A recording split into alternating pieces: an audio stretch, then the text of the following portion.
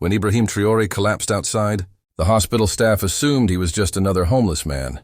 They dragged him to the back entrance, gave him a dirty bed and ignored his pain. None of them recognized the face on the golden plaque in their lobby, the face of their biggest benefactor. It was a scorching Tuesday afternoon in Ouagadougou, near the modern St. Thomas Medical Center. A man in simple clothes walked slowly along the sidewalk.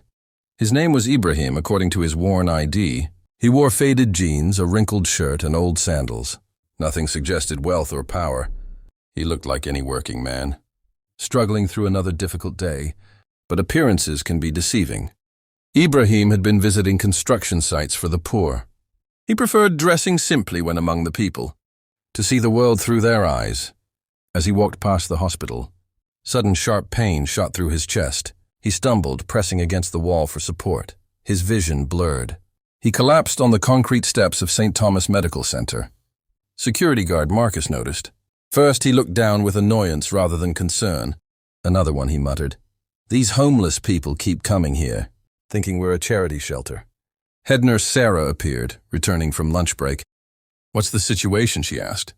Not bothering to check if the man was breathing. Just another vagrant, Marcus replied. Probably drunk or on drugs. Sarah looked at Ibrahim's simple clothes. Worn sandals, calloused hands. She made her judgment in 3 seconds. We can't have people like this cluttering our main entrance. It's bad for our image. Should I call an ambulance? Asked Janet, her assistant. No, that costs money.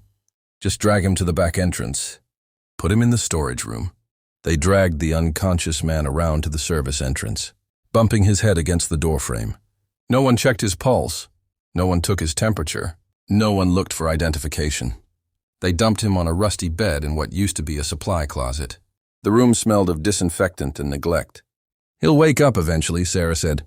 When he does tell him this isn't a hotel, hours passed. Wealthy patients received immediate attention in private rooms.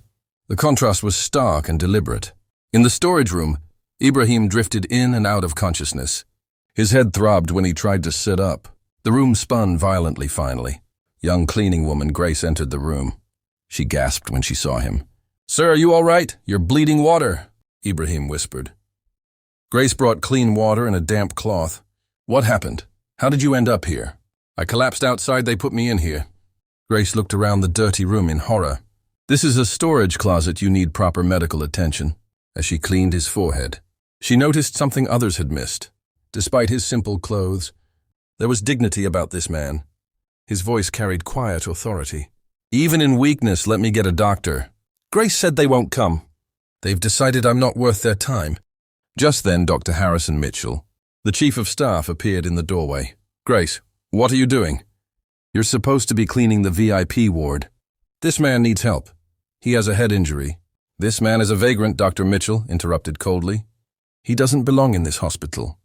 We have standards. Dr. Mitchell was tall and arrogant. Built his reputation serving wealthy patients. He looked at Ibrahim with undisguised contempt. I don't treat charity cases. If he wants care, he can go to the public clinic. Ibrahim looked up. Doctor, I can pay for treatment, Dr. Mitchell laughed mockingly. You pay with what money? I have insurance? Ibrahim said quietly, reaching for his wallet. What kind of insurance could someone like you possibly have? Ibrahim handed him a card. Dr. Mitchell glanced dismissively. This is probably fake security, will escort you out. Grace stepped forward bravely. Dr. Mitchell, this is wrong. The Hippocratic Oath don't lecture me about medical ethics.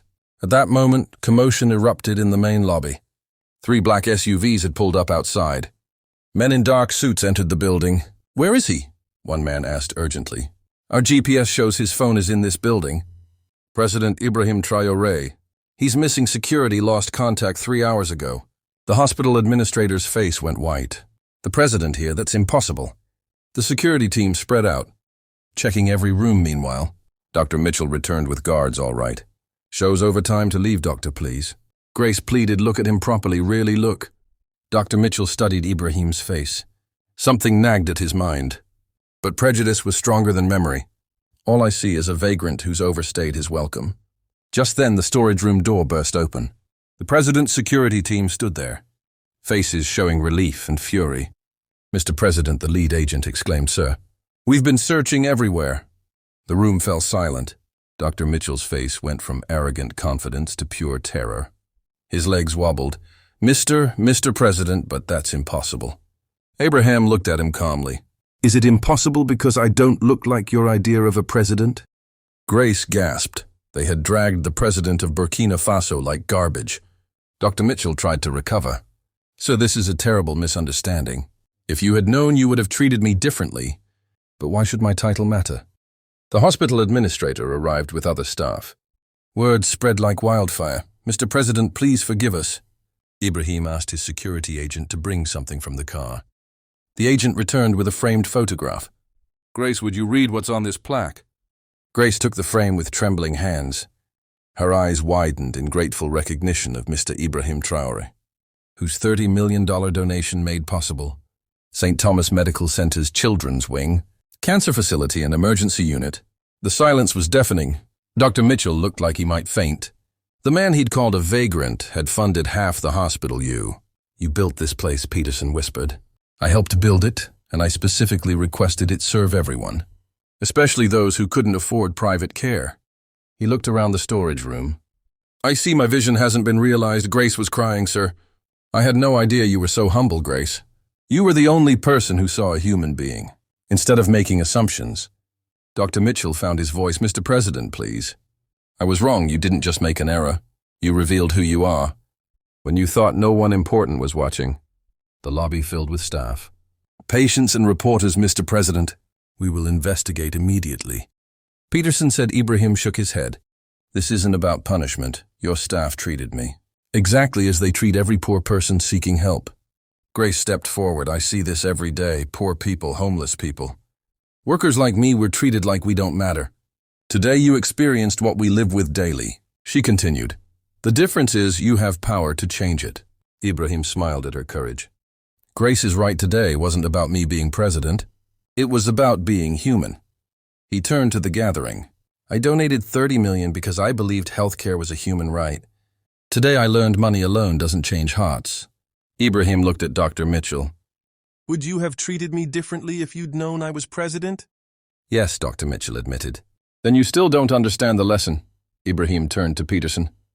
This hospital will treat every patient with equal dignity, regardless of ability to pay. The costs will be covered by an additional $20 million donation. With one condition. Peterson's eyes lit up. What condition? Grace is promoted to patient care supervisor. With authority to ensure respectful treatment, Grace gasped. I'm just a cleaning woman. Grace, you understood that caring for others requires the same thing, whether cleaning rooms or cleaning wounds. Abraham looked at Dr. Mitchell. You can continue working here, but spend one day weekly in the free clinic I'm establishing. As Abraham prepared to leave, Grace approached with tears. So why are you being so kind after what we did? Ibrahim took her hands gently. Grace, anger would only hurt me, but kindness can heal an entire hospital.